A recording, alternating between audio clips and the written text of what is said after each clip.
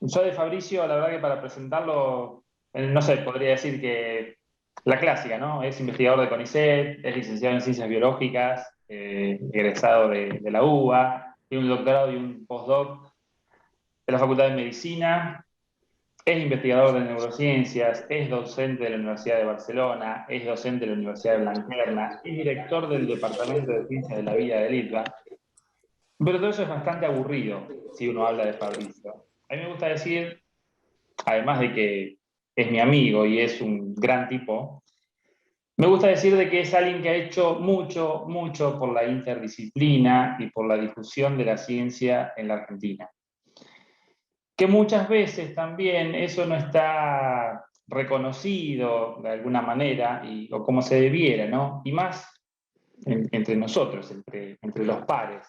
Entonces creo que estos espacios eh, está bueno agarrar y cubrirlos con gente como Fabricio. O sea, porque no solo hace lo que hacemos todos cuando investigamos, de generar resultados, plantear hipótesis, escribir paper, sino agarrar y contar y meterse en cada una de las cabecitas de los chicos del país, con programas de televisión, con programas de radio, con nuestros vecinos también, contándoles lo que se hace en la ciencia de la Argentina. Y esa es la parte que a mí me gusta más del currículum, digamos, de Fabricio, más allá de los títulos y sus cargos que son muy destacables también. Así que bueno, después de esa brevísima introducción, nada, no quiero decir más nada que agradecerle porque nos visite en las jornadas, que nos visite también en el doctorado, porque bueno, de a poquito empezamos a tener también algunos tesistas y becarios con el equipo de Fabri. Así que bueno, bienvenido Fabricio, te cedo la palabra, el auditorio es tuyo. Bueno, gracias Chris, gracias por la presentación informal.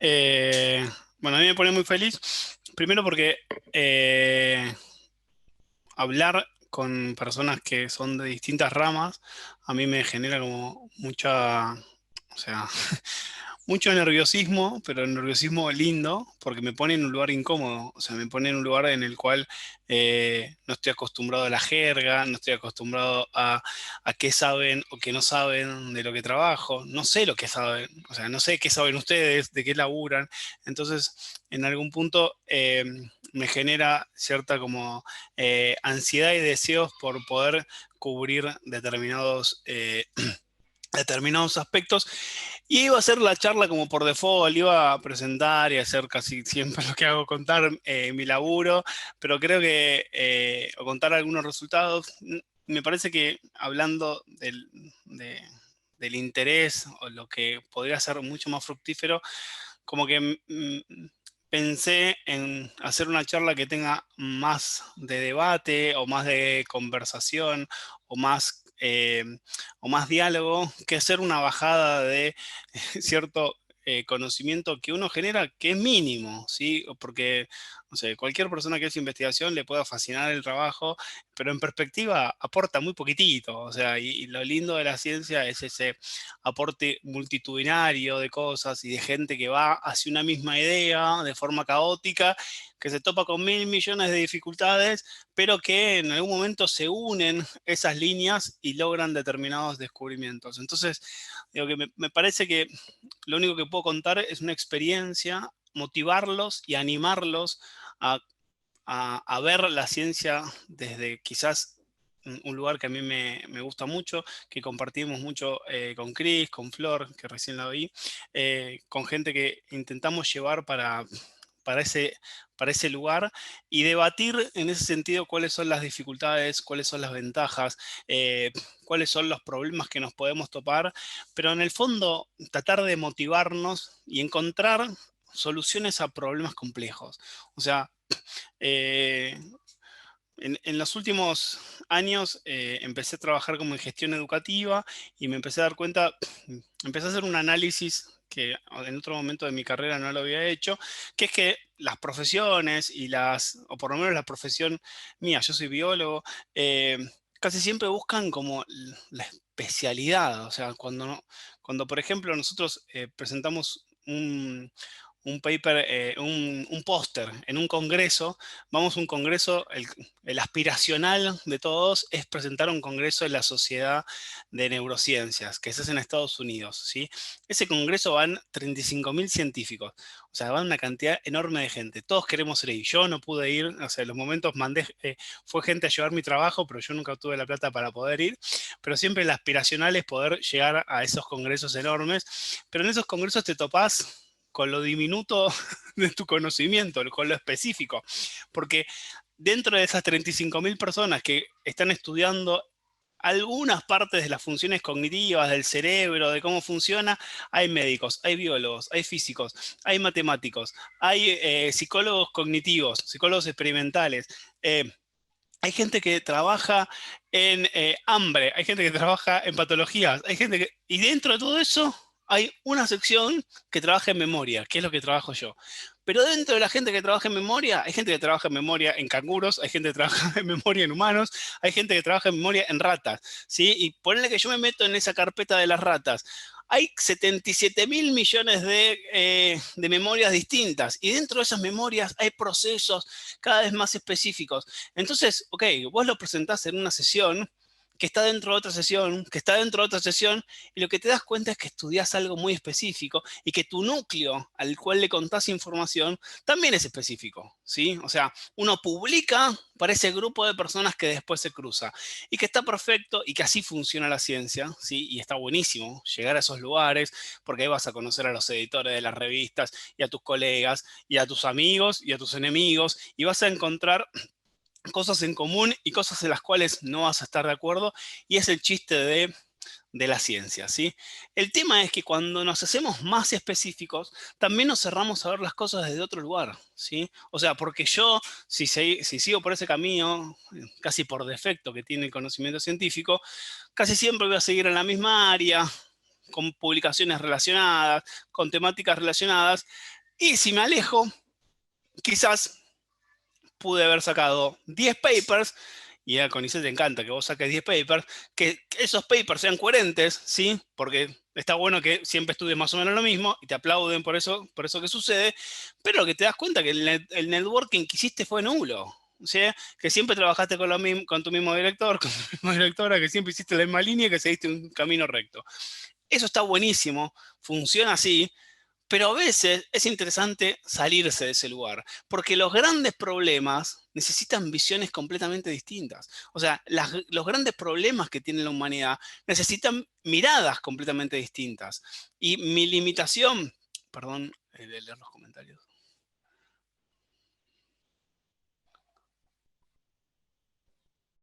Ay, soy muy lento para leer, entonces me voy a frenar a cada rato si alguien hace un comentario. No dije, pero si en cualquier momento quieren abrir el micrófono y prender la cámara, es una charla, ¿sí? Imaginemos que nos estamos viendo y que estamos mirándonos a los ojos y alguien quiere hacer un comentario en cualquier momento, abre el micrófono y habla, ¿sí? Entonces, digo, los grandes problemas tienen que tener soluciones colectivas con miradas diversas. Yo realmente de casualidad, pero realmente de casualidad, me he topado con un montón de gente de otras ramas completamente distintas, pero completamente distintas, ¿sí? O sea, yo estaba en ese camino por defecto que tiene el ámbito científico en la neurociencia, estudiando específicamente la memoria, una memoria específica de ratas, algo neurofisiológico muy, pero muy puntual. Y respondía a una pregunta muy, pero muy acotada. Pero en algún momento dije, che, esto que estamos haciendo, o sea, sorprendemos nuestro resultado, o sea, el único resultado que puedo contar de los últimos 10 años, es que nosotros descubrimos que cuando sorprendíamos a las ratas, ¿sí? O sea, le enseñamos algo a una rata y se lo acordaba por poco tiempo. Cuando lo sorprendíamos, lo recordaba muchísimo más. Entonces, estudiamos todo el mecanismo neurofisiológico detrás de ese fenómeno, de un fenómeno recontra chiquitito. O sea, sabemos cuáles son los neurotransmisores, qué pasa con las proteínas, cuál es la conexión, cuál es el tipo de memoria, todo ese mecanismo muy pequeño. Pero en un momento dije, che, pará, o sea, estamos estudiando todo, sacamos 5 papers con exactamente lo mismo, porque también las revistas les encanta la coherencia. Pero no nos dimos cuenta que esto que estamos viendo en ratas es lo mismo que nos pasa a nosotros los humanos.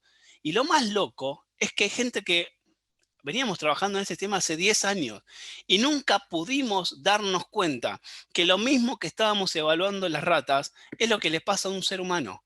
O sea, y eso es una frustración enorme.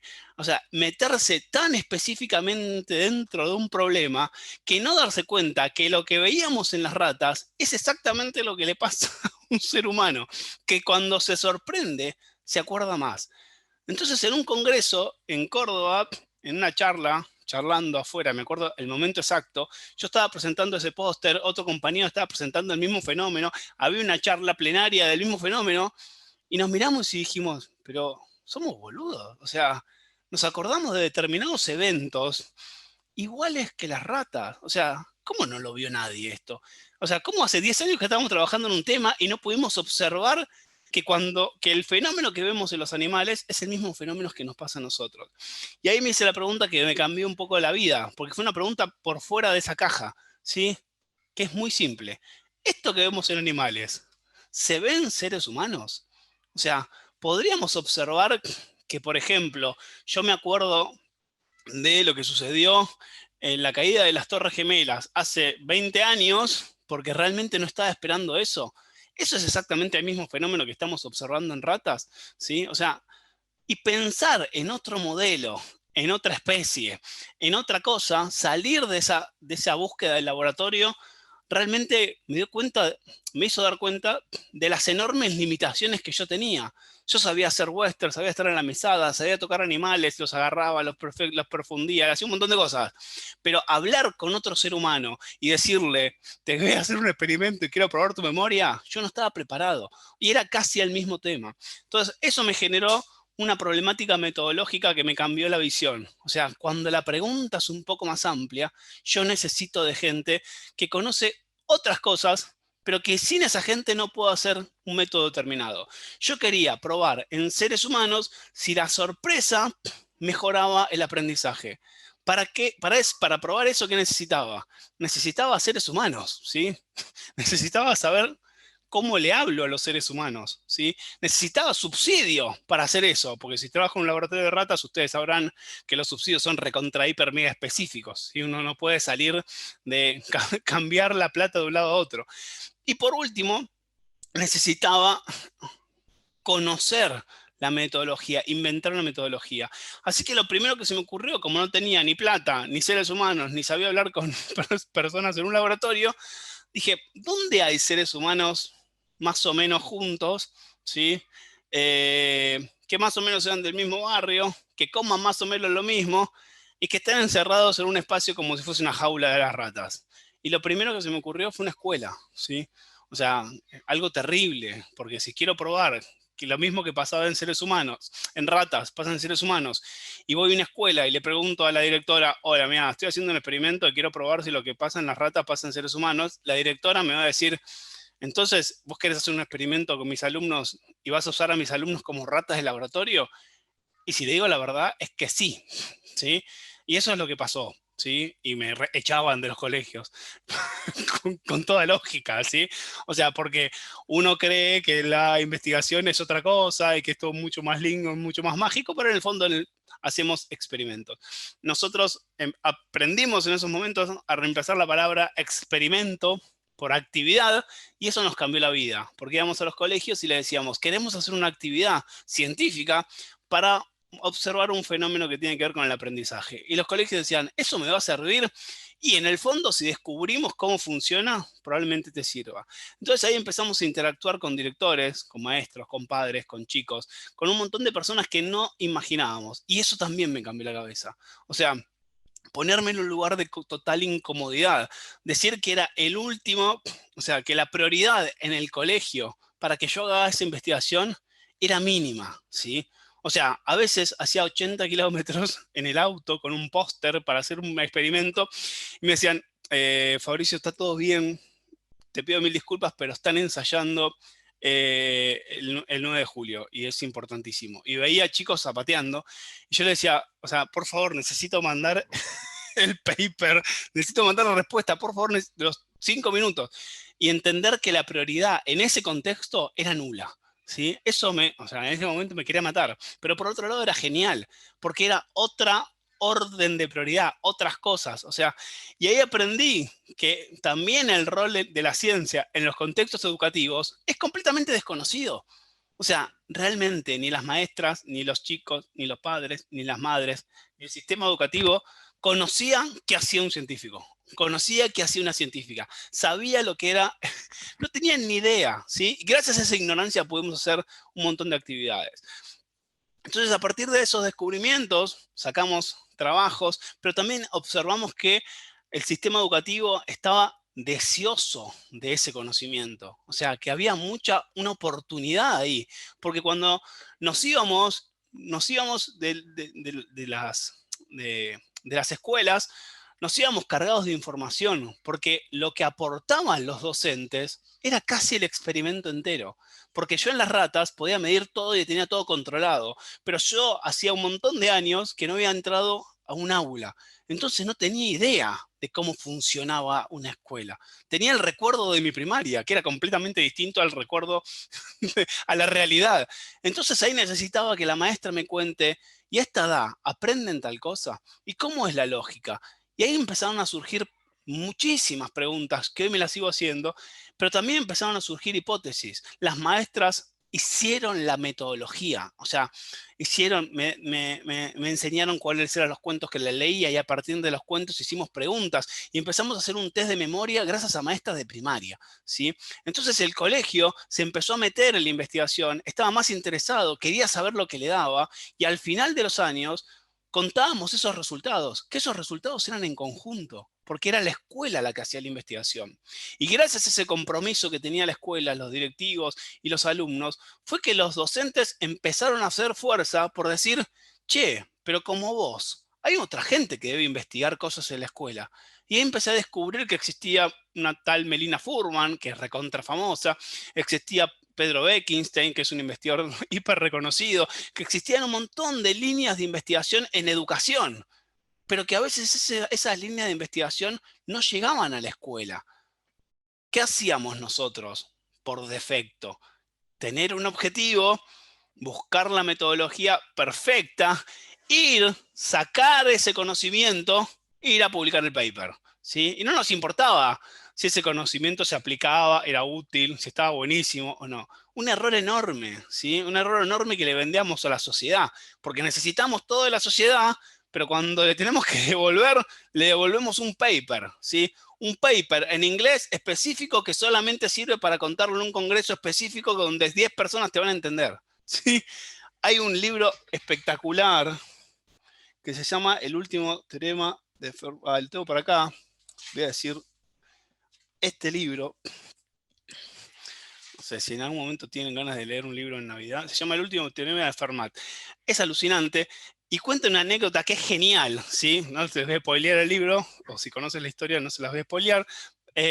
Pero cuenta que esta persona que va a exponer sobre el teorema junta a los 50 matemáticos más famosos del mundo en una sala.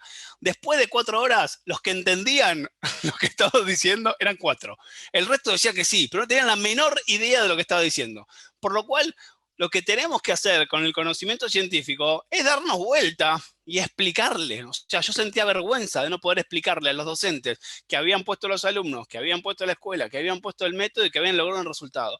Y eso me generó tener ganas de contar ciencia. Yo no quería hacer, yo lo único que quería en esos momentos era hacer un experimento para demostrar si lo que sucedía en ratas pasaba en humanos. Y terminé metiéndome en un proyecto educativo. En un proyecto educativo que se transformó en un proyecto de comunicación.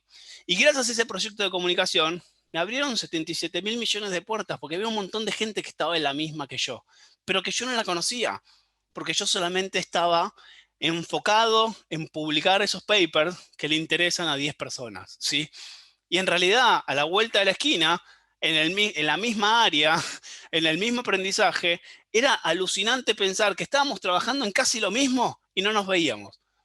Una cosa que a mí me partió la cabeza es que contábamos estos experimentos a docentes, recorrimos todo el país, por suerte, tengo historias hermosas, estuvimos en Tandil, y una de las cosas que a mí me flasheó, lo cuento siempre, siempre porque es una anécdota que a mí me abrió la cabeza al medio y hasta el día de hoy, no sé, de tener 6, 8 años. Estábamos dando una charla contando estos resultados a docentes y vi una señora grande, o sea, de edad jubilatoria, me dijo, yo soy directora, fui inspectora, o sea, tenía un cargo hiper alto, amo la educación, o sea, dice, y me encantó la charla. Dice, es la primera vez en 30 años de profesión que me doy cuenta que los chicos tienen cerebro. O sea, y a mí, yo lo miré, estaba con Pedro Wittgenstein, lo miré como diciendo, o sea, nos está jodiendo, ¿entendés? O sea, ¿cómo no se dio cuenta? Y por otro lado, mi pensamiento era de lo más estúpido, ¿sí? Porque obvio, yo lo pienso porque estudio el cerebro, pero ella estudia otra cosa y estamos trabajando exactamente sobre lo mismo. Entonces, obvio que nos necesitamos, ¿sí? Y quizás el aporte sea mínimo, pero es necesario.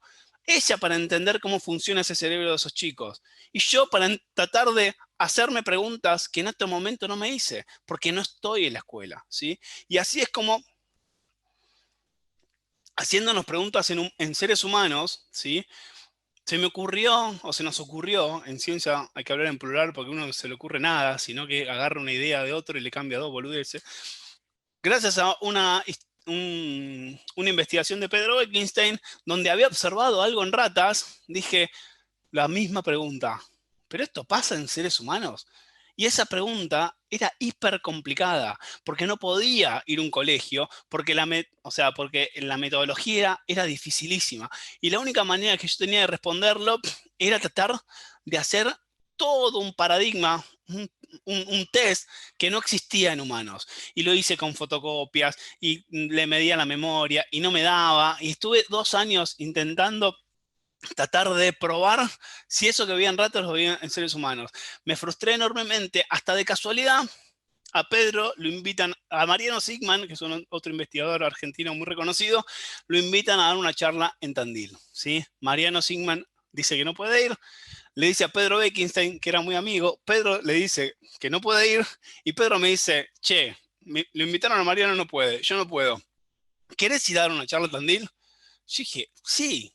O sea, ¿de qué es la charla? Voy. O sea, hablo de los temas que me gustan hablar. Y ahí conocí a Cristian. Y en el momento que hablo con Cristian y él escucha mis resultados, me dice, no, ¿por qué no te cuento lo que hacemos? Y Cristian me dijo, tengo una cave de realidad virtual. Y ahí fue como, pará, si yo todo lo que estoy haciendo en papel, lo hago en papel porque no sé programar, porque soy biólogo y no tengo la menor idea de cómo hacerlo de otra manera, lo único que sé es sacar es fotocopias. Pero vos me decís que podríamos usar esto que vos me estás mostrando para medir la memoria en realidad virtual, y me dijo que sí. Entonces, ahí, de una cosa educativa en seres humanos, empezamos a probar una memoria en contexto de realidad virtual. Yo no sé de programación, no sé de informática, no tenía acceso, ni siquiera sabía que existía una cave de realidad virtual en el universo, ¿sí? Entonces empezamos a trabajar con otra rama del conocimiento, con personas que se dedican a la informática. Y de hecho, el fruto de la relación de amistad y de relación de amistad académica, ¿sí? Nace de esa cuestión casi azarosa, pero de la pregunta y de la búsqueda. Porque si no estaba la búsqueda, o yo no tenía una pregunta, el diálogo con Cristian hubiese pasado como, ah, sí, qué bueno, qué lindo lo que haces. Pero yo tenía una duda enorme atrás No, y no creo necesitaba... porque sos muy, muy hablador. Iba a decir charlatán, pero por ahí quedaba medio ofensivo. Chamullero. Che, y no me gustó porque termina quedando como que fuiste un plan B de Mariano Sigma, ¿no? Che, Un plan C. un plan C. Perdón, disculpa, continúa. No, a mí me siento bastante orgulloso de ser, podría haber sido, en realidad ahí no correspondía. El plan C fue de casualidad porque estaba hablando con Pedro, pero ahí en la escala debería ser el plan Z, o sea, deberían haber ido a 77.000 personas en el medio mucho más prestigiosas, ¿sí? Si arrancaron con Mariano, venía mucho más atrás yo. Pero a partir de ese vínculo empezamos a hacer esta línea de investigación que involucra a Florencia, que involucra a Cristian, y que se sumó una becaria, que ahora hoy almorcé con ella, que trabaja ahora en Alemania, que hizo su tesis doctoral con Florencia a la par, donde Daniela Ramírez Butabán es física. ¿sí? Es una física que quería trabajar en neurociencia, pero no quería trabajar en ratas porque no le gustaba la rata, sino quería tocar una rata en su vida. Entonces, cuando encontramos esto, encajó perfectamente. Entonces, ahí era como una interdisciplina hermosa, porque yo tenía que hablar con Daniela, que es física, que más o menos algunas cosas tenemos en común, pero muy lejano. La física, la ciencia y la biología, una ciencita más pequeña, mucho investiga de otra manera. Y nos teníamos que enfrentar a Cristian y a Florencia. Yo recuerdo los primeros viajes donde llegaba y Cristian me planteaba, no sé cómo ustedes lo llaman, pero me planteaba como unas cajas y me decía, bueno, yo necesito que vos me digas de acá hacia dónde va. O sea, tenés esta caja, bueno, necesito 2 opciones. Y me decía como que esto era obvio y yo no lo había visto jamás en el planeta el planteo. O sea, era como que había bajado un extraterrestre y me hacía un planteo lógico, pero dentro de una lógica con palabras que yo no conocía. Bueno, pero de ese esfuerzo, de ese choque de conocimientos, salieron 2 o 3 publicaciones que vamos a una, esperemos que esta semana o la semana que viene tengamos novedades y estamos mandando el paper.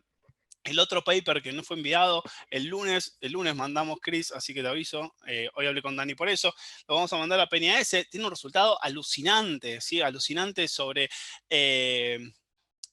descubrimos básicamente que la actividad física muy aguda, ¿sí? De 30 minutos de actividad física, le genera una liberación, creemos que es una liberación de un factor neurotrófico en el cerebro y le genera a las personas una capacidad extra cognitiva de resolver un problema que si no haces actividad física no lo puedes resolver. Lo cual es exactamente lo mismo que dio Pedro Wittgenstein en Cambridge hace 8 años en ratas, ¿sí? Por lo cual, o sea, toda esa pregunta no se hubiese podido resolver si no hubiese sido de forma interdisciplinaria. A partir de esas investigaciones o a partir de esos trabajos, me llega una propuesta de meterme en un ámbito completamente distinto, ¿sí? Me dicen, Fabricio, ¿querés ser el director de una carrera de bioingeniería? Le dije que no, o sea, la primera respuesta es no. No soy ingeniero, soy biólogo, no sé casi lo que es la bioingeniería en esos momentos. Eh, por lo cual, fue una negación total. Después de varias idas y vueltas, acepté el cargo y ahora a todo de este paquete de información, se suman estudiantes de bioingeniería que conocen determinados mecanismos cerebrales porque pueden combinar la informática, que yo no estoy, con lo biológico, ¿sí? Entonces, los próximos, esperemos que San Conicet nos dé la beca ahora en enero. La peor fecha del planeta para dar una noticia buena o mala es en enero. O sea, hay que ser muy malo para esperar en enero una fecha. O sea, te va a cagar las vacaciones sí o sí. O sea, antes la daban un viernes a la noche, no sé, no me acuerdo cuándo, pero era fin de año, ahora la pasaron en enero, una fecha desastrosa. Nunca es un buen momento para recibir una mala noticia, pero bueno, peor si te estás en la Le playa. mandamos un saludo a todo el directorio de CONICET que nos está viendo por el canal de YouTube en este momento. Esperemos que no. Bueno, esperemos que sí. Entonces, digo, ahí también se abre, si esperemos, que se abre otra interdisciplina, ¿sí? Entre la comunión, entre la gente que trabaja en otra área completamente distinta. Y van a surgir otras preguntas completamente distintas. Y dentro de todo, yo creo, es una hipótesis que no puedo comprobar, pero creo que lo que une a todo eso es haberlo contado, ¿sí? O sea, es haber contado esos resultados y haberlo contado en lugares distintos. O sea, contagiar lo que vos tenés y ser abierto a escuchar lo que el otro da. Si yo no hubiese generado, por ejemplo, si no hubiese aceptado la charla como plan C y no hubiese ido, ¿sí? Sería como muy complejo haberme enterado de otros resultados. De hecho, ahí conocí a Gino Tubaru, que era recontra joven, no lo tenía en el mapa mental. Entonces, digo, de alguna determinada manera, ¿es más costoso? Sí. ¿Es más dificultoso? Sí, pero el beneficio es enorme, porque te abre un abanico de preguntas que de otra manera no se puede resolver. Entonces, yo creo Fabri, que, sí, perdón, antes de esta conclusión de que te acabo de cortar, hacemos una pequeñísima pausa para preguntarle a Romina Chaga, que acaba de levantar la mano. O sea, vos Perdón, me dijiste voy que chequeando eso. vos dijiste que te vayamos interrumpiendo, por ahí sí surgían preguntas, así que bueno, Dale. aprovecho a hacerlo. Romina, levantaste la mano, ¿tenías una pregunta Hola, o sí. querías participar? Sí, en realidad estaba pensando mucho en todo lo que estabas contando. Yo estoy trabajando en paleomagnetismo, en paleoambiente, en realidad, y entonces también estoy en un grupo de trabajo donde hay personas involucradas en diferentes disciplinas. Y por ahí quería consultarte si desde tu experiencia te has encontrado con, cuando estuvieron estudiando desde distintas disciplinas, o por ejemplo en la escuela, tal vez la visión de los directores o de los maestros y demás, contradicciones con los resultados que vos obtuviste y cómo eso, no sé, por ahí nos puedes contar un poco más, pero en mi caso me ha pasado que a veces estudiamos lo mismo desde distintas disciplinas, encontramos cosas distintas y buscamos una respuesta entre todos que tal vez si cada uno hubiese estudiado por separado no hubiésemos encontrado esa pregunta. Eso me parecía interesante de lo que estabas comentando recién. Pero bueno, si no solo te encontraste con esto de, bueno, lo que pasaba en las ratas también pasaba en los humanos, sino con alguna contradicción que te llevó a alguna pregunta que tal vez esté en estudio en este momento. Sí, está buenísimo lo que comentás. De hecho, mi pregunta era así. O sea, era recontra chiquitita. O sea, y cuando iba ahí a las escuelas, era como miles. O sea, despertaba miles de preguntas y generaba mucha curiosidad. Y para el ámbito educativo, que vos vayas a escuchar sus hipótesis o sus preguntas, era genial, ¿viste? Era como, bueno, tengo la oportunidad de decirle a alguien que me presta atención, que es externo, que no dependo ni de él ni de mí, que tengo un montón de conclusiones que yo saqué en base a mi experiencia, ¿sí? Entonces, para mí era súper rico esas preguntas. Y ahí, en algún punto, se notan las limitaciones que por lo menos tiene una parte de la ciencia. Que cuando una maestra te hace una pregunta y esa pregunta es genial, vamos a tardar 5 años en resolverla, ¿sí? Y ahí nos encontramos con lo hermoso de la ciencia y lo limitado que es para algunas cosas. Hace, no sé cuándo salió Pokémon Go, no sé si recuerdan, hay alguien que habrá jugado, pero no sé si fue hace 5 años aproximadamente. O sea, la pandemia a mí me corrió un poco el eje del tiempo, parece que todo fue ayer o fue nunca, pero fue antes de la pandemia. Y estamos haciendo un experimento y una actividad. Y llegamos, tenemos que testear, o sea, tenemos que evaluar. Nosotros les enseñamos una cosa y a los 2 días volvemos y le evaluamos cuánto recuerdan. Siempre evaluamos si recuerdan más o recuerdan menos en base a distintas condiciones. Y cuando llegamos, era como, la maestra nos dijo, miren que, el director nos dijo, miren que hoy no van a poder trabajar. Y yo, nada, si están todos acá, no es que faltaron, no pasó nada, no hubo paro, no pasó nada. Me dice, no, pero ¿no te enteraste? O sea, salió una aplicación. Y yo, ¿cuál es el problema? Dice, no, nadie te va a prestar atención porque están todos cazando Pokémones. Y era real. O sea, todos los pibes y las pibas estaban con el celular cazando Pokémones en el aula. Dice, tuvimos que levantar las clases. Yo dije, era como una ridiculez total, pero dije, bueno, voy a aprovechar esto. O sea, si está todo el mundo pensando en esto, o sea, volvamos al laboratorio con una frustración de no tener resultado, pero si tiene que haber algo, busquemos en el juego. Volvimos al laboratorio y casi en tiempo récord, 15 días para la ciencia es tiempo récord, o sea, en un mes llegamos y dijimos, ok, se nos ocurrió una pregunta genial, estuvimos analizando el juego, podríamos medir algunas cosas. Cuando volvimos, ya nadie jugaba al Pokémon Go. O sea, era como, ya fue, ¿entendés? Pasó una semana o 15 días. O sea, jugamos ese día y ya nos quedan 3 de lo que jugaban los fanáticos, ¿sí? Lo que siguen jugando hasta ahora. Pero, entonces, ahí te chocas con que también la realidad impone preguntas con cierto dinamismo que nosotros, desde nuestro expertise, no podemos resolver, ¿sí? Y eso también es un choque entre las necesidades que tiene la ciencia las demandas que tiene la ciencia, pero también las necesidades y las demandas que tiene la sociedad. Lo pudimos observar con la pandemia y los preprints, ¿sí? O sea, ¿qué necesitábamos? Necesitábamos resultados rápidos y salieron rápidos. De hecho, tenemos miles de millones de vacunas, pero también salieron rápidos todo un sistema de publicaciones rápidas, de preprints, que tienen un beneficio enorme, que es que salen recontra hiper rápido, pero también tienen algo negativo. No está revisado. Entonces, digo, la sociedad demanda determinadas celeridades que nosotros no podemos generar, ¿sí? Por ejemplo, para hacer un proyecto en seres humanos necesitamos un comité de ética. Para hacer un comité de ética necesitamos plata para pagar un comité de ética. También necesitamos que el comité de ética lo apruebe, tarda 6 meses. Entonces, antes de empezar a hacer el experimento deberíamos esperar 6 meses y conseguir dinero antes, por lo cual deberíamos tener un paper antes y haber pedido un subsidio antes. O sea, y la burocracia te destruye, porque cuando llegas al experimento no está más el problema, muchas veces. Otra cosa es que el contexto cambia todo el tiempo. La escuela hoy, o sea, lo que investigamos durante 10 años, probablemente hoy no sirva, ¿sí?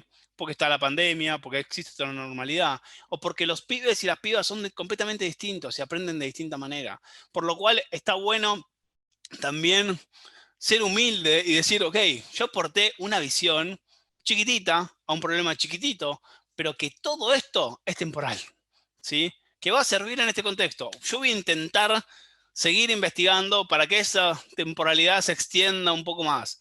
Pero también sepamos que si trabajamos en determinadas áreas, eso puede ser destruido en 5 segundos, ¿sí?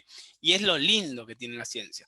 Pero lo que une a todos esos puntos es la comunicación, es contar, es abrir el juego, es tratar de contar esos experimentos no para tu núcleo, no para ese congreso de 10 personas que te va a ver, porque eso ya sabe lo que haces. De hecho, ni siquiera necesitas explicar el póster. Lo leen en diagonal, ¿sí? Yo leo un paper de determinado grupo, ya casi ya sé qué va a publicar, sé cuál va a ser la conclusión, sé lo que piensan. ¿Estoy sesgado? Obvio, como están sesgados esos de mí, ¿sí? Como las personas que evalúan nuestros subsidios, ¿sí? Estaría buenísimo que te lo evalúen, no tengas si realmente vamos a evaluar paper de subsidios, no evaluemos ni los nombres, ni de dónde viene, evaluemos la metodología y los resultados. Pero no, evaluamos todo y ahí metemos un montón de sesgo. Entonces, ya casi lo leemos por arriba porque ya a veces dice una cosa y nosotros ya sabíamos antes de leerlo. Pero hay que contar esos resultados con una pasión distinta, ¿sí? Cualquier cosa que investiguemos es interesante. Pero si no logramos contarle a gente por fuera de esa caja chiquitita de nuestro grupo, va a ser difícil contagiar a la interdisciplinaridad. Logré decirlo. Porque si no contás lo que no sabés contar, o no querés contar, o no te animás a contarlo, es muy, muy difícil tentar a gente que no está en tu área, ¿sí? Entonces, el rol de la comunicación, no te digo la comunicación en los medios de comunicación, la comunicación en un asado, en el bar de la esquina, con tus compañeros, o sea, con tus amigas, o sea, salir a contar esos resultados, abrís el juego de una manera enorme, ¿sí? Si no hay comunicación, no hay interdisciplina, o sea, porque siempre vas a estar hablándole a tu nicho. Así que, digo, iba a presentar, perdonen, resultados, y conté algo que no te voy a contar, que es una experiencia propia, que no sé si es una experiencia que se puede replicar, no sé si les puede servir, si no les va a servir, pero por lo menos es una situación en la cual a mí me ayuda a comprender que de ninguna otra manera hubiese podido llegar a esta pregunta que estamos haciendo hoy, ¿sí? Hoy, por ejemplo, estamos intentando probar, de hecho estamos a punto de publicar, que los procesos creativos en seres humanos pueden ser mejorados gracias a una sorpresa. Eso para mí es un recontra mega gol, ¿sí? No para la escuela, para cualquier cosa. ¿Y cómo se me hubiese ocurrido de la nada levantarme un día y decir, che, la creatividad se puede mejorar con la sorpresa? Jamás se me hubiese ocurrido, ¿sí? Es una pregunta recontra imposible de hacer, no se vinculan. Pero pudimos tener esa pregunta gracias a que nos dimos cuenta que la creatividad estaba vinculada con la memoria y aprendimos que la memoria la podíamos mejorar con la sorpresa y que esa sorpresa podía ser distinta y que eso podía suceder en seres humanos y sabíamos eso de seres humanos porque lo hicimos en ratas. Entonces, las preguntas complejas llegan después de mucho tiempo de investigación, de mucho trabajar, y ahí está el valor de la ciencia. ¿Por qué está bueno hacerse cualquier pregunta? Porque en algún momento alguien la va a usar. Lo que nosotros estamos planteando, o sea, hace 15 años, 10 años, no sé, lo que sea, no tengo idea de hace cuánto estamos haciendo esto, es un concepto que lo esbozó en el año 1900 un psicólogo alemán, donde no sabía si había neuronas, qué era una sinapsis, qué era un neurotransmisor, pero dijo, che, debe haber un proceso que yo le voy a poner que se llama consolidación, que pasa cuando le enseñás algo a una persona y que en algún momento tiene esa idea media nublada y después lo fija. Bueno, 121 años después, seguimos intentando entender ese proceso. Entonces, toda investigación es útil, toda investigación se va a usar en algún momento, todo el resultado es aplicable, y también está bueno contarle eso a la sociedad, porque si no la sociedad exige la boludez de decir, ok, respondeme una pregunta que nos estamos haciendo todos. Y todos vamos a hacer, si hacemos eso, todos investigamos lo mismo, ¿sí? Y cuando llegamos todos al mismo resultado, a un resultado distinto, ya la sociedad va a estar 5 años adelantado y vamos a ir a una búsqueda que no tiene ningún sentido. Por lo cual la investigación básica y hacerse preguntas es el camino de generar cada vez preguntas más, en algunos casos aplicadas, en algunos casos aún más básicas, pero más creativas, ¿sí? Es el valor de la ciencia. Así que, digo, espero no haber desrodado con la charla, no sé qué estaban esperando, si esperaban resultados o no. Pero bueno, quería contar esa experiencia. A mí, las cuestiones interdisciplinarias me abrieron un camino hermoso de conocer métodos, de hacer cosas distintas, que si no, hubiese estado ahora en un cuarto midiendo exactamente lo mismo que medía hace 10 años cuando aprendí a trabajar con roedores. Hoy necesito de Cristian, necesito de Florencia, necesito de Daniela, necesito de las escuelas, necesito de los estudiantes, necesito de físicos, necesito de programadores, necesito de gente que evalúe un montón de datos. Todo eso que quiero hacer, si me pongo a estudiar todo eso, no llego. Entonces necesito de un montón de gente. Entonces, esas preguntas que podemos hacer, las podemos responder si somos muchos, si tenemos miradas distintas, si son complementarias, y que tengamos ya un objetivo común de ir para un determinado lado, nos hace por lo menos ser felices por intentar responder preguntas de otro lugar. Así que, nada, espero no haberlos aburrido. Quería hacer una charla, solamente alguien levantó la mano, pero si quieren charlar de cualquier tema, genial. Gracias, Fabri. Bueno, si quedó la sensación en el aire como que qué bueno que soy investigador, qué bueno que soy científico, me dan ganas de seguir investigando lo que estoy haciendo. Me parece que el objetivo de Fabricio se cumple. Es un gran divulgador. Yo tengo bastante aprecio por eso, es como que contagia, ¿no? Pero voy a ir mirando el chat. Darío Besani levanta la mano. Darío. ¿Qué tal? ¿Qué tal, Fabricio? Un gusto. Muy, muy divertido. Te quería preguntar cuál es tu visión de cómo va a evolucionar la valoración de la interdisciplina dentro de CONICET para vos. No sé. Yo me llevo muy mal con las cosas estas muy institucionales. No porque me lleve mal con CONICET, de hecho amo el CONICET, amo la UBA, trato de hacer todo lo posible por dejarlo bien parado, por hacer actividades que muestren desde distintos lugares el conocimiento científico. De hecho, nosotros con otros investigadores, como queríamos contar esto, organizamos, como ahora es una ONG, ponele, que se llama Educando al Cerebro, que hace charlas en todo el país, y en principio era para charlas para educadores, y después nos empezamos a dar cuenta que está bueno que que gente de distintas áreas cuente cosas que puedan aportar al sistema educativo o a la sociedad. Y después, o sea, eso está el CONICET, está el ministerio, están todos, pero después cuando lo presentás, te dicen, che, pero ¿por qué hiciste esto? Digo, bueno, pero está auspiciado por el CONICET y está auspiciado por el Ministerio y fue Tecnópolis y ustedes están acá. Pero no sé, ¿viste? No sé si está todo. ¿Y Entonces, ¿Pensás que en algún momento esto va a cambiar? O sea, que desde las Sí. comisiones, no solo que se valore, No sé, sino de las que... comisiones no sé, porque viste, las comisiones son como una caja negra que se juntan y deciden determinadas cosas, y yo no sé cómo se decide esas cosas, pero sí creo que cada vez hay más proyectos interdisciplinarios. O sea, no, para mí no hay otra forma de hacer proyectos que no sea interdisciplinario. No existe otra manera.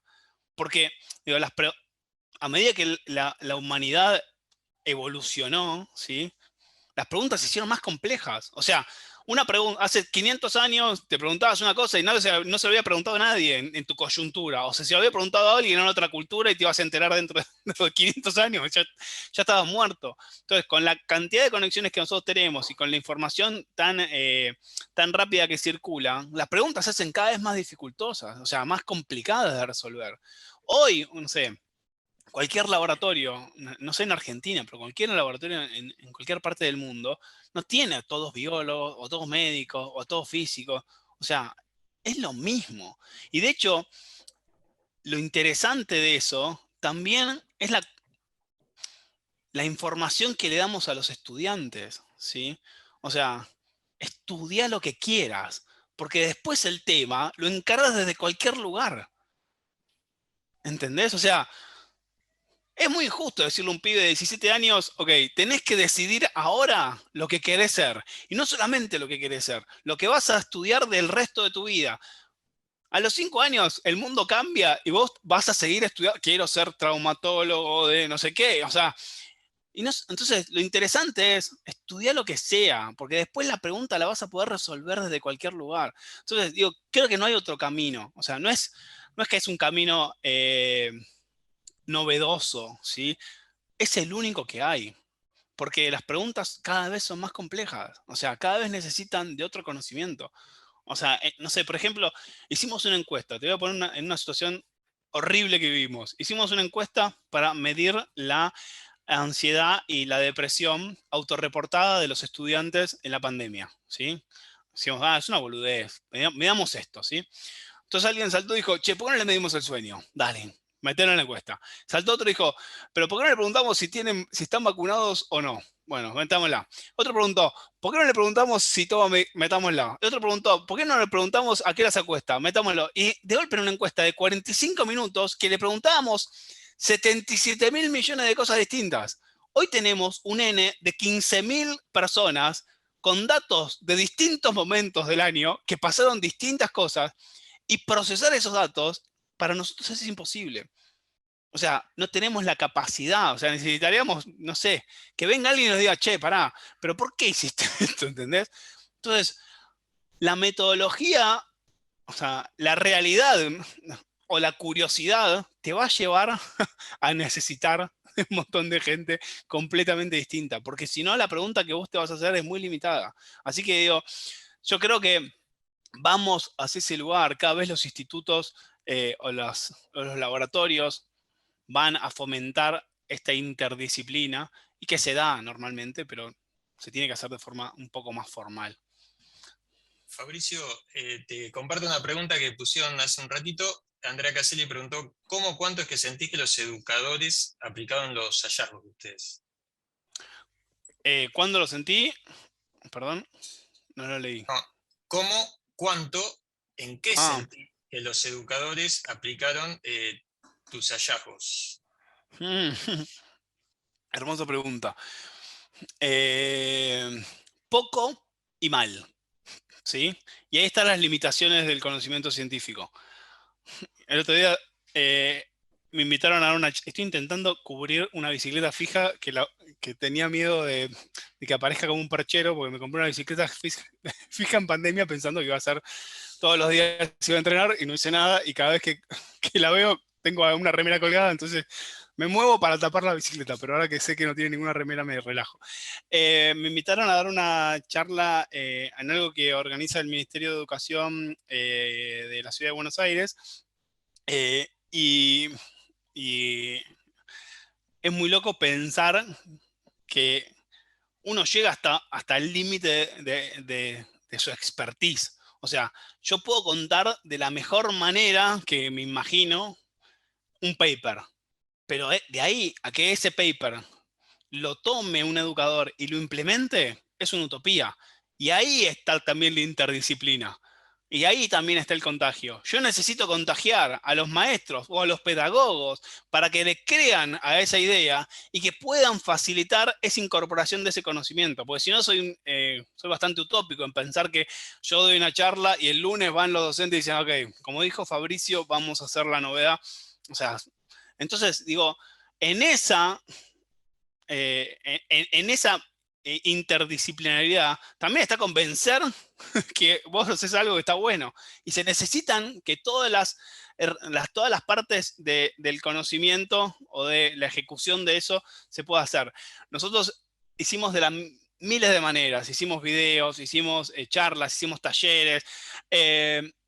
Y en los únicos lugares que se pudo aplicar, o la mayoría de los lugares que se pudo aplicar, eran fuera de la Argentina, ¿sí? También el sistema educativo argentino es una mole muy grande, muy conservadora, y nos costó meternos en la formación formal de los docentes, y ahí perdimos. Así que la respuesta sincera es, si bien era simple de aplicar, nos falta ese paso. Bien, comparto otra pregunta de Mariana del Fresno que dice, muy interesante charla, no sé ahora cómo, pero quizás se puede aplicar alguna medición de la entropía de esos experimentos. Gracias por compartir tu experiencia. Sí, me encantaría. No sé, debe ser altísima la entropía de los experimentos esos. Hay como un caos que se genera, un caos ordenado que se genera a nivel metodológico, pero a mí me recontra divierte. O sea, me divierte hacer probar algo, o sea, usar la mayoría de las cosas que nosotros medimos, inventamos el parámetro, ¿sí? A mí me fascina eso de la ciencia. O sea, che, hay que medir esta memoria, o hay que medir tal cosa. Bueno, ¿quién lo hizo? Y no sé, con esta forma. Bueno, hagamos otra manera. ¿Pero se puede hacer eso? Y sí, si lo hago en 10.000 personas, si esas 10.000 personas responden lo mismo, ¿qué funciona? Todos los test, o sea, hay un test de Rey que uno repite y hace en psicopedagogía y se usa por todos lados. Cuando vas al paper, lo validaron en 200 personas. O sea, yo tengo un N de 10.000, o sea, ¿cómo no me va a servir eso? Entonces, inventar formas de medir está buenísimo. Para algo hacemos ciencia, para inventar formas de medir cosas distintas. O sea, obviamente, tiene que tener cierta lógica con un montón de parámetros, publicarlo y todo eso, pero bueno, hay un nivel de entropía lindo y que después en algún momento se ordena. Otra pregunta de Marcelo Serlingo, que dice muy interesante, Fabricio, si estudias la memoria, ¿qué lugar le dejas a los procesos de olvido? Buenísima la pregunta. De hecho, una de las cosas que siempre valoramos pero que nunca estudiamos es el olvido, ¿sí? No sé cómo explicarlo muy brevemente, pero el olvido es un proceso activo, ¿sí? O sea, el olvido no es la ausencia de la memoria, ¿sí? Es un proceso que se genera. Entonces, de hecho, un investigador argentino, ahora fallecido, muy reconocido, que se llama Iván Izquierdo, probó lo contrario a nosotros. O sea, probó si la sorpresa, en vez de mejorar la consolidación, podía potenciar el proceso de olvido, ¿sí? O sea, de forma de un proceso activo. Y tuvo resultados bastante contradictorios, pero bastante positivos. El olvido es fundamental, ¿sí? O sea, para mí es el mejor invento de, no sé, la evolución. Sin olvido estaríamos destruidos, la vida sería imposible, no sé, lean Funes el Memorioso y se van a dar cuenta que el olvido es alucinante, o sea, siempre lo vemos de lo patológico, de qué bajón olvidarse lo que hicimos, pero por otro lado, la vida es una patada siempre en la cabeza, entonces está bueno olvidarse de las cosas, y por otro lado, el valor del olvido tiene que ver con la generalización, o sea, quizás no nos dimos cuenta, pero yo acá tengo dos sillas completamente distintas. Y yo las veo, son distintas, pero sé que el concepto es de silla.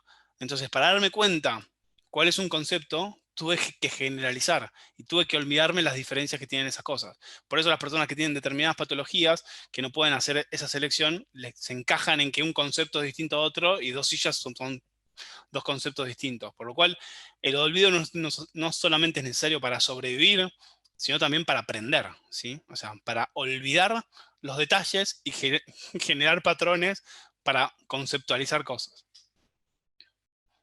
Fabricio, bueno, creo que no hay más preguntas, si estamos en horario. Yo te hago una última. Primero, agradecerte de parte del doctorado que hayas aceptado venir. Sabemos que fue un esfuerzo muy grande para vos estar presente.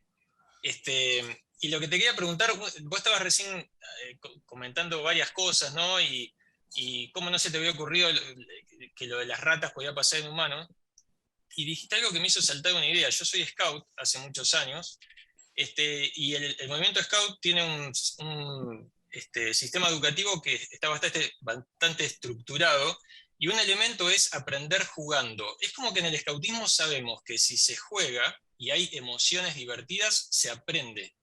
Entonces dije, uy, esto se sabe desde que se fundó el movimiento, y el fundador puso este elemento en el método educativo Scout porque lo observó en las comunidades primitivas con las que él interactuó en sus viajes como militar colonial inglés, ¿no? Entonces la pregunta es, la ciencia, ¿no hay un espacio para que la ciencia se haga preguntas a partir de saberes populares? A partir de saberes no científicos. No estamos como sordos, o sea, los científicos, por ahí nos juntamos entre varios, distintas disciplinas, pero la pregunta sigue surgiendo entre científicos.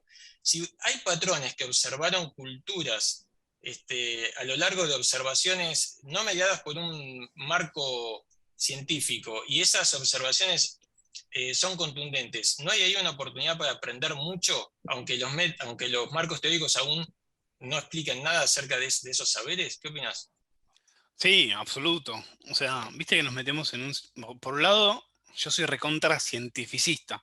O sea, cuando me pongo a ver la astrología, el tarot, o sea, lo que yo considero todas esas evidencias falopas que no están atadas a nada, o sea, ahí me pongo muy cientificista y me siento orgulloso de ese cientificismo, ¿sí? Pero también tengo que bajar la guardia en determinados momentos y ser abierto a otros saberes. Hay dos papers que salieron el año pasado que a mí me dejaron de cara y me dieron dar cuenta de esto que vos planteás. No sé si no repetís el libro de, no sé si es este, se llama El último teoría de Fermat, está buenísimo. Cada vez que lo digo, la editorial se pone contento porque me fascina y lo cuento en todos lados. Y siempre vende me dice, ¿dijiste algo en un lugar? Porque vendimos de casualidad 3 libros. Resulta que no venden nada. Y deben vender, cada vez que hablo yo, venden 2 libros. De otra vez me querían mandar como 5 libros para sortear. Le digo, no, no tengo nada que ver. O sea, me copó el libro, nada más. Pero me olvidé lo que estaba diciendo. Me fui por el libro. ¿Alguien me puede ayudar con la última frase? Con el tema de los scouts, ¿no? Hablaste de eso. Sí. Y una de las cosas que descubrí el año pasado es que había un montón de nociones que tienen que ver con la posición de la luna, ¿sí? O sea, de hecho, hay muchos papers, hay un saber popular que dice que hay más nacimientos en luna llena, ¿sí? Y si vas a las clínicas y hablas con las parteras, te dicen que eso es así. Y cuando vas a los papers, no hay esa evidencia. Entonces, cuando no sé, lo contaste, dicen, no, sos un boludo que no sabes nada, ¿por qué no vas a un lugar? Y cuando le mostrás el paper, no dice nada. Entonces, hay todo un mambo de los ciclos, o sea, astrológico, ¿sí? Y de algunos paralelismos que tienen que ver con la menstruación y con los ciclos fisiológicos que tenemos. Pero el año pasado salieron 2 papers vinculados a la luna y vinculados a patrones de sueño de la UNCI. Salieron en Science, una Science que es buenísima. Vinculados a patrones de sueño que me cerró la cara, me cerró la puerta en la cara, porque, o sea, encontró una lógica entre la luna que no tiene que ver con la fuerza gravitacional, que tiene que ver con la luz, ¿sí? Entonces descubrieron que en las noches de luna llena, nosotros los humanos dormimos menos, pero ese efecto se ve más en ciudades mucho más pequeñas, donde no hay luz, que en las ciudades mucho más grandes. Entonces, o sea, evolutivamente es lógico, ¿sí? O sea, en los momentos en los cuales nosotros evolucionamos con la luna, o sea, todas las especies evolucionan con la luna. Entonces hay una evolución en conjunto en la cual nuestros cuerpos se dan cuenta que hay más luz y podemos ser cazados más rápido, entonces dormimos menos. Y ese resabio lo tenemos y lo seguimos teniendo en la cultura. Entonces, digo, ese saber popular o un montón de saberes populares, o O sea, en algún punto está bueno meterse y ser permeable a esas preguntas, porque si no, si nos basamos solamente en buscar información o evidencias en publicaciones científicas, seguimos al dogma, seguimos casi siempre haciéndonos más específicos y buscando algo mucho más centrado, que muchas veces está bueno, pero a veces nos topamos con otras cosas que en el fondo son esas publicaciones que salen en Science porque rompen con el molde, o que salen en Nature porque cómo se le ocurrió cualquier, no sé, una recontra boludez. Y termino con esto. Te comento, Cris, que estamos haciendo una cosa y te vamos a necesitar, por eso lo cuento. El otro día, boludeando, se me ocurrió preguntar en redes sociales si la gente dormía en la siesta. 3 preguntas. Si dormían en la siesta, ¿dónde vivían y cuándo y con qué frecuencia dormían? Respondieron 3.000 personas. Yo pensé que iban a responder 3.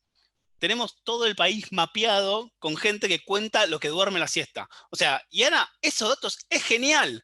Porque imagínate que descubrís que la gente que vive en determinada población, se sabe que las personas que duermen más de 3 horas, más de media hora la siesta, tienen más probabilidades de morir de no sé qué carajo, de algo del corazón, no sé qué. Pero no se los quiero decir a ustedes porque capaz que ustedes duermen la siesta 2 horas y van a estar yendo al cardiólogo mañana. Pero lo que voy es que es una pregunta recontra, hiper recontra boluda.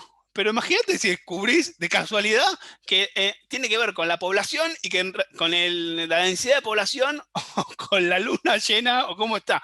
O sea, así que de esas preguntas, o sea, y te vamos a necesitar porque tenemos que procesar esos datos y necesitamos saber cosas que no sabemos.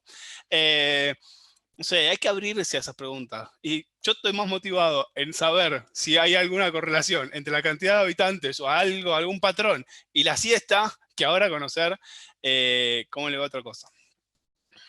Bueno, perdón la extensión y contar un proyecto de investigación. Gracias, Fabricio. Le paso la pelota a Cristian. Ya creo que no quedan preguntas pendientes, Cristian. De vuelta, gracias de parte del doctorado, Fabricio. Un abrazo. Bueno, gracias a ustedes. Y Julia Silva decía, ¿puede ser que haya un perfil de Instagram de Educando al Cerebro? Desde ahí hacen las encuestas, yo he participado. Sí, hacemos preguntas de cualquier... Sí, usamos Educando al Cerebro a hacer preguntas. Ahora hacemos de cualquier red social. Sí, tiene una cantidad de... De hecho, nos sorprende porque esta encuesta... Hay una que tardás 45 minutos y no le regalamos nada. O sea, la gente lo hace de onda. Y de esa encuesta que vos decís, no la va a contestar nadie. O sea, la responden cada vez que la ponemos 5.000, 8.000 personas. Y es como... O sea, la gente tiene ganas de participar y eso está buenísimo. Hay que aprovecharlo. Che, Fabri, a modo de cierre, yo retomo sobre el título de tu charla, que era ¿Cómo hacer ciencia interdisciplinaria y no morir en el intento? Si tuvieras que decir a todos los que estamos acá, ¿qué es lo que has hecho y que te permite hacer ciencia interdisciplinaria? Y parecería que no has muerto en el intento. A lo mejor lo sufrís, pero, pero no has muerto en el intento. Una cosa. Obviamente, a lo largo de la charla por ahí fuiste tirando algunos tips, pero digo, esa cosa, ¿cuál sería para hacer ciencia interdisciplinaria? Para mí, el eje de eso es, primero, la motivación a contar las cosas, o sea, fundamental. O sea, salir, contarlo en nuestro contexto, creernos que nuestros resultados están buenísimos, que son interesantes. O sea, yo 1.000 millones de veces me encontré hablando de una banda, de una película, hablo de fútbol, hablo de básquet, y no sé nada de eso. Y puedo debatir, discutir, emocionarme, o sea, recontracalentarme, llegar y hablarme de ese tema. ¿Por qué no podemos hablar de otros temas científicos en esos contextos? O sea, si son iguales de interesantes. O sea, siempre nos inhibimos y entramos en una reunión y decís, no, ¿para qué lo voy a contar? No van a entender un carajo. Sí se puede contar, sí se puede resumir, se puede explicar. Bueno, animarse a contar esas cosas. Y después, por otro lado, hacerse preguntas simples, preguntas que decís, ok, pero parece que no tiene nada que ver. Y en el fondo te vas a dar cuenta que esa incomodidad, el ejercicio de preguntarse cosas todo el tiempo, ayuda a la dependencia de otras ramas del conocimiento. O sea, cuando haces preguntas por fuera de tu expertise, te expones a una necesidad de resolverlas y en esa necesidad de resolverlas vas a necesitar gente. Entonces, ahí está el secreto, en preguntarse todo el tiempo cosas distintas a las que vivís investigando, ser recontra mega curioso y contar. Genial, gracias Fabri. Bueno, gracias una vez más en nombre de toda la Comisión Académica de Posgrado del Doctorado. Obviamente estás más que súper invitado a participar de las jornadas. Seguiremos seguramente teniendo también algunos tesistas compartidos. Y bueno, nada, ahora le dejo el cierre a Martín como director del doctorado y les agradecemos a todos por haber participado, ¿sí? Gracias. Bueno, gracias Cristian por haber tomado la posta con las presentaciones y simplemente terminar diciendo lo mismo que dijimos. Gracias Fabricio, sos un tipo re inspirador y seguro que muchas cosas van a cambiar a partir de esta charla en esta pequeña comunidad de estudiantes, docentes e investigadores que forman el doctorado en Ciencias Aplicadas, mención Ambiente y Salud. Un abrazo para todos y nos vemos la semana que viene. Gracias Fabricio. Muchas gracias, que esté muy bien.